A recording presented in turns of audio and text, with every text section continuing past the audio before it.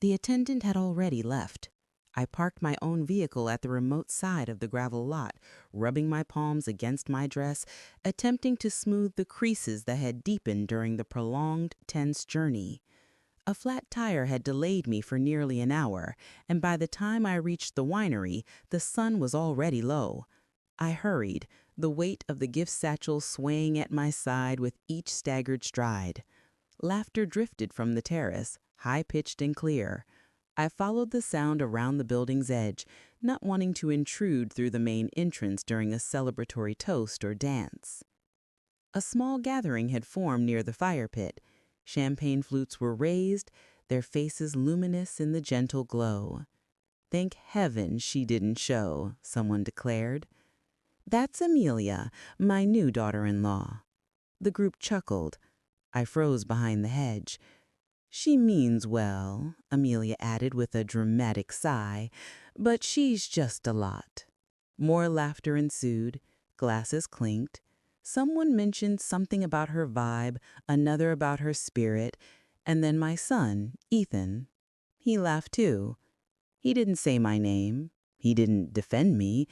He just smiled, leaned in to kiss her forehead, and raised his glass. I stood there in silence. My hand gripped the handle of the quilted items satchel until my knuckles ached. The quilt inside, a project that took 2.5 months to complete, was wrapped in cream-colored paper and tied with a burgundy ribbon, their wedding colors. I recalled double-checking.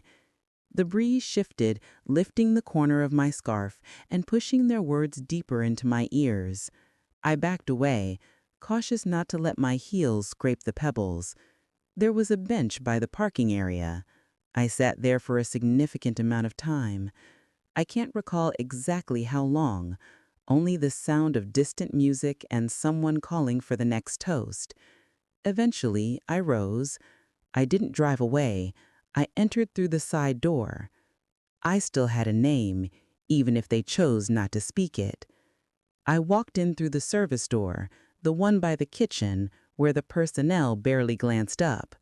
My heels made a soft tapping sound against the tile as I moved toward the reception hall, passing trays of appetizers and servers clustered by the coffee machine. I kept my posture erect and my gaze steady, even though my name was absent from the welcome board. Inside, the room shimmered with gold accents, floating candles, and laughter echoing from every surface. I looked for my assigned table. There were 10, perhaps 12, arranged in a circle around the dance floor. I moved past each one slowly, scanning the small folded cards. Nothing. No Madeline Jones, no mother of the groom, not even a reserved sign. I didn't seek assistance. I simply located a chair near the wall beside a column of ivy wrapped in fairy lights and took a seat. I placed the gift satchel on my lap, keeping both hands on it as if to protect something fragile. Perhaps I was.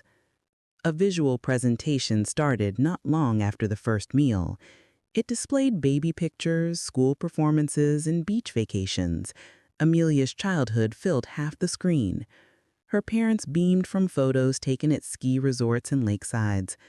I waited for the familiar images I had provided to Ethan, him with a missing tooth, holding up his third-grade spelling trophy, him asleep on my shoulder on a bus trip to Virginia. None of them appeared. I watched intently. Every photograph that had once included me had been cropped, trimmed, and reframed. In one, I could even see my elbow in the corner before it was swiftly replaced with a floral transition slide and a swelling of music. The room erupted in applause. I clapped once, maybe twice. Later, when the speeches began, Amelia's mother dabbed her eyes. Ethan rose to speak, his voice gentle and relaxed, and thanked everyone who helped us become who we are. He didn't look in my direction. The first dance followed. Ethan twirled Amelia gracefully. Then he danced with Patricia, a slow, practiced sway. Everyone smiled. No one approached my chair. Not a word, not even a glance. But I remained because I needed to see how far they had gone without me. I remember the day I sold my wedding band. It was a spring day, the kind of late March day that still had the scent of frost. I entered a small jewelry store in a neighboring town, my hand clenched in my jacket pocket. When I opened it, the man behind the counter looked at the gold ring and gave me a figure. I nodded. I didn't weep. I just thought of Ethan standing on that college lawn months from then, with an acceptance letter in one hand and his future in the other. That money covered his deposit. He never knew. I stitched his prom attire myself the night before. Midnight. The dining table covered in material, pins in my mouth, and coffee growing cold next to me. He had requested it late, saying he didn't want to go, but then changed his mind when his friend secured dates. I never told him how exhausted I was. I just smiled and ironed the lapels straight. When Amelia was accepted for that internship in D.C., Ethan said she needed a new professional wardrobe. I stayed up till dawn, putting together a capsule: 3 skirts, 2 blouses, a fitted coat. I wrapped them in tissue paper and folded them neatly into a suitcase I had purchased secondhand. She thanked me then, casually, as if I had simply picked something from a sale rack. The wedding day arrived, and I made my contribution silently. A deposit for the venue, paid directly, no receipt in the binder, no mention in the speeches. I didn't care. I told myself I wasn't doing it for recognition. I just wanted to make sure they had the perfect start. But now, sitting alone at the back of this room, watching a slideshow that edited me out, surrounded by flowers I partly financed, and faces that don't notice my absence, I wondered, maybe I did want to thank you, or a glance, or even just my name spoken aloud. The music changed. A new pair of guests arrived and occupied the chairs beside me. They didn't ask who I was. I didn't volunteer the information. I didn't sleep that night. I removed the dress, hung it back up with care, and left the gift satchel on the entryway table. I thought maybe, just maybe, someone would call. Perhaps there would be a message, a small one, a thank you, even if only out of politeness. But nothing came. The following morning, the wedding photos were already online. Amelia's mother had posted an album titled Our Perfect Day. There were over 200 pictures: Amelia in lace, Ethan in gray, the venue glowing in the sunset, guests laughing, dancing, toasting.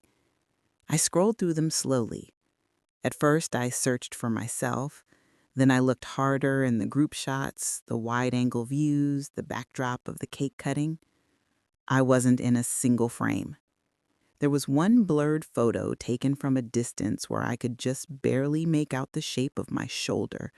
I recognized the brooch I had worn, but even that was cut off by a skillful crop. I closed the tab. At noon, I called Ethan. The line rang 4 times, then went to voicemail. I didn't leave a message. I told myself I didn't know what to say, but the truth was I didn't know how to ask for acknowledgement without sounding pathetic. I walked to the kitchen and opened the drawer where I had stored the RSVP card, the one I had never returned. Amelia had delivered it by hand weeks earlier, along with a determined expression and a printed schedule of events. I took it out, flattened it on the counter, slid it back into its envelope, and sealed it.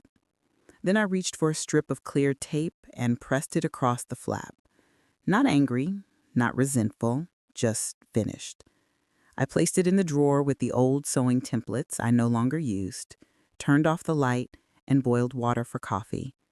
That afternoon, I opened the windows, and for the first time in weeks, I sat down without checking my phone. I began taking a walk each morning before the heat set in, just up the street, past the old post office and the church with the peeling white shutters. My joints protested at first, but I welcomed the discomfort. It was a form of communication, my body reminding me I was still present. I brewed strong black coffee when I got home, hot and without sugar. I drank it on the porch, my legs tucked under the same quilt I'd once intended to give them. The satchel still sat by the front door. I hadn't decided what to do with it yet. Initially, I would reach for my phone out of habit. I would scroll, checking if Ethan had posted anything new. Then I stopped, not out of spite, but from sheer fatigue. The tranquility felt purer. I didn't send messages, I didn't add comments. I let my side of the connection go silent. The second Thursday after the wedding, I walked past the community center and saw a flyer taped to the window. Textile workshop, novices welcome. I pulled the tab with the number and signed up the next day. It was a small group, 4 women, 1 man, and a young woman, no older than 20, who said she wanted to learn authentic sewing, not that TikTok stuff. I brought my own needles and wore the thimble my mother had given me. Afterward, I stayed to help clean up and ended up offering to teach a session the following week. They asked what name I preferred on the sign-up sheet. I paused for a moment before writing it. Madeline Jones. Not Mom, not Mrs. Jones, just me. In the evenings, I prepared meals I enjoyed. I let dishes sit in the sink overnight if I didn't feel like washing them. I lit a candle some nights, not for anyone else, but simply because I liked the flickering light. The phone remained quiet. They didn't ask where I had gone. They didn't seem to notice at all. And yet each day felt a little more my own, the kind of day I hadn't made room for in years. Mrs. Halpern mentioned it in passing while we were both weeding the shared strip of ground between our yards. "She's glowing," she said, squinting toward her phone screen. "Amelia posted the announcement this morning. You must be ecstatic." I didn't respond right away. I pressed my thumb into the soil a little deeper and nodded as if I had known all along. The post had been uploaded hours earlier. I hadn't seen it. I hadn't been tagged. There was one photo, later, when I looked it up myself, of Ethan and Amelia standing in front of a whitewashed fence, holding a tiny pair of sneakers. The caption read, "Arriving this autumn." 3,000 likes, dozens of comments, no mention of a grandmother. 2 weeks passed before Ethan called. The number illuminated my screen around dinner time. I let it ring twice before answering. "Hi, Mom." I heard Amelia's voice faintly in the background, laughing at something. "How are you?" he added. "Fine." A pause. "We were wondering if maybe you'd make something for the baby." I swallowed, looking at the bundle of fabric on my kitchen table. A new project, a memory quilt for a woman whose sister had passed away. "For the nursery," he continued. "Amelia thought it would be sweet, sentimental." I could hear the practiced tone in his voice, as if he was trying to sound casual, but not too casual. I folded one of the fabric squares with care before I spoke. "I don't sew for people who celebrate when I'm not in the room." The silence that followed didn't sting, it just settled. "I see," he said finally.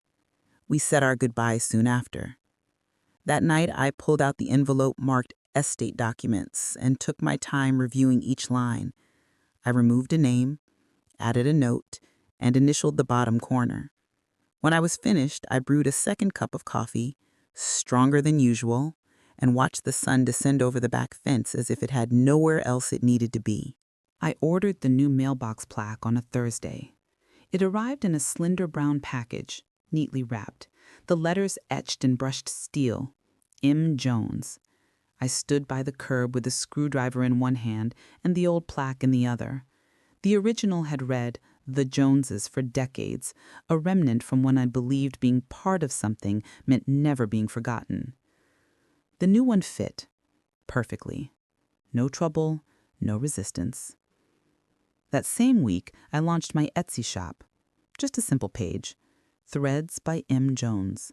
Photos of quilts made from choir robes, denim jackets, birthday dresses, each one stitched with care and a story.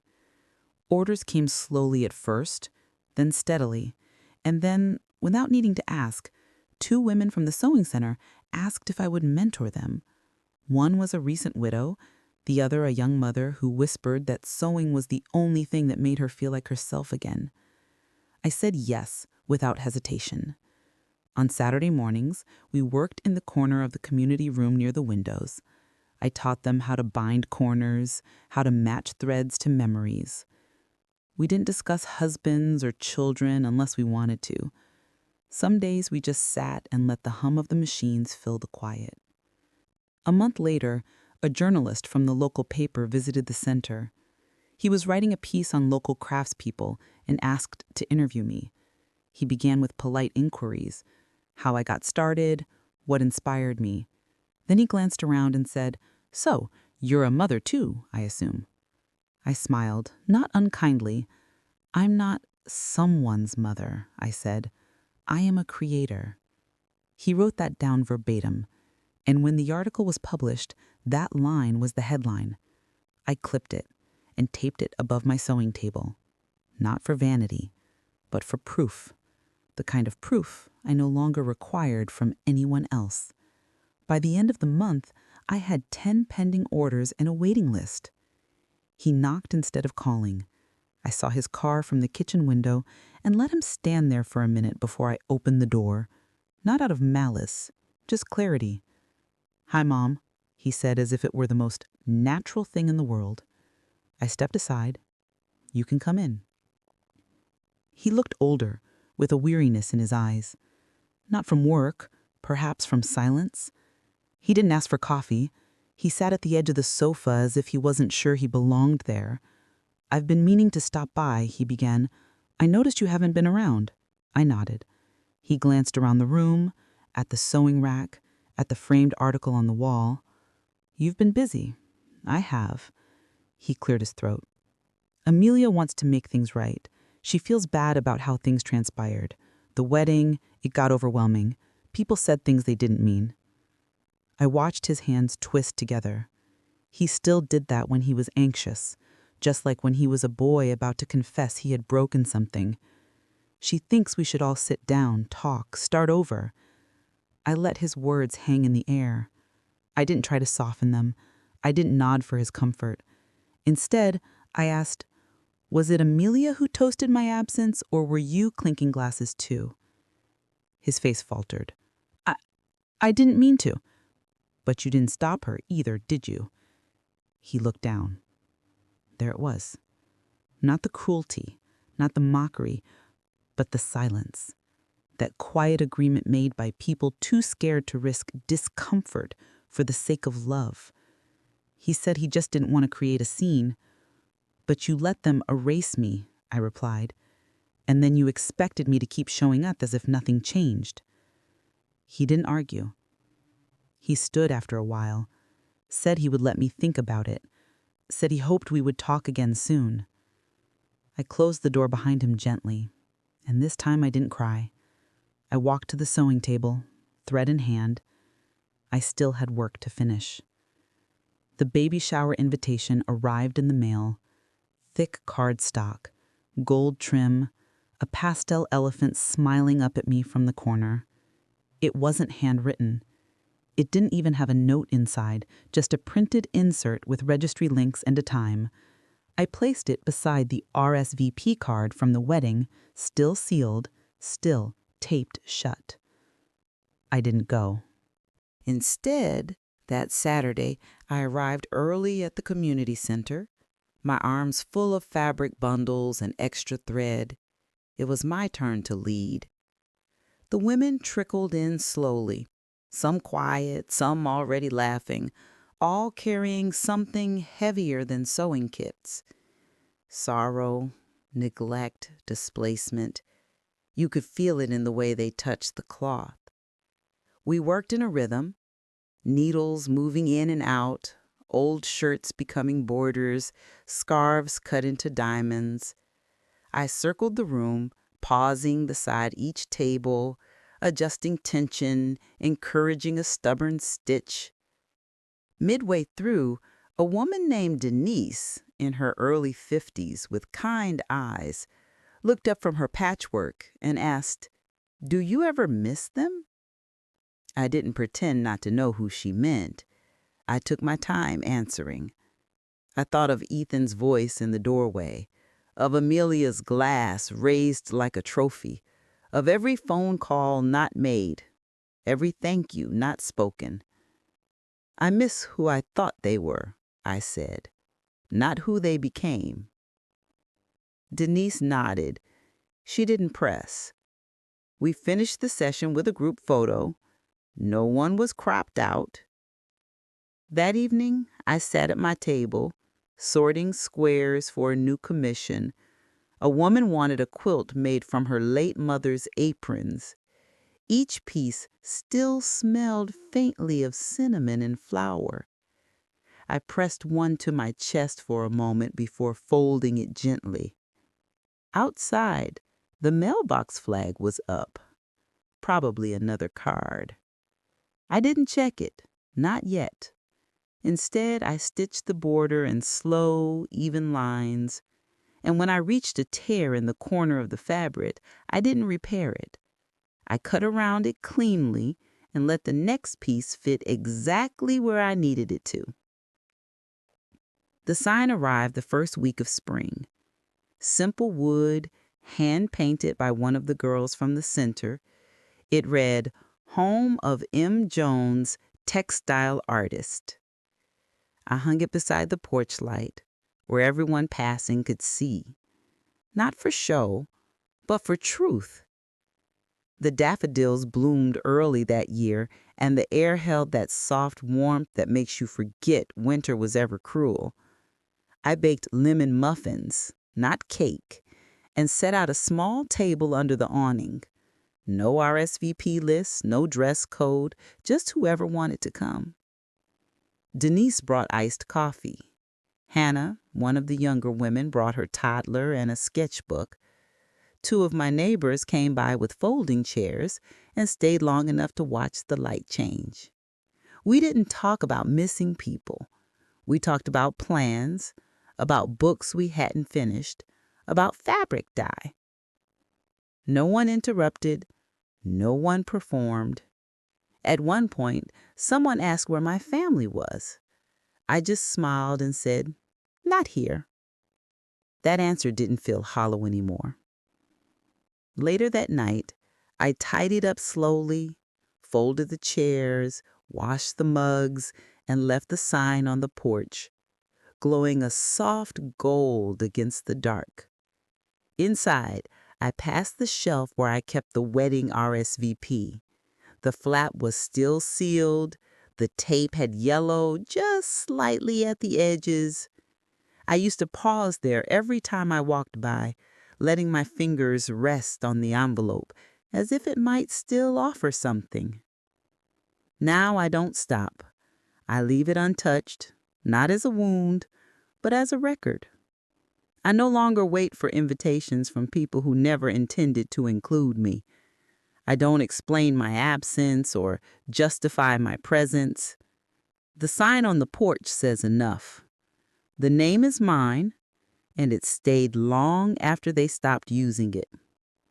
I flipped the porch light off.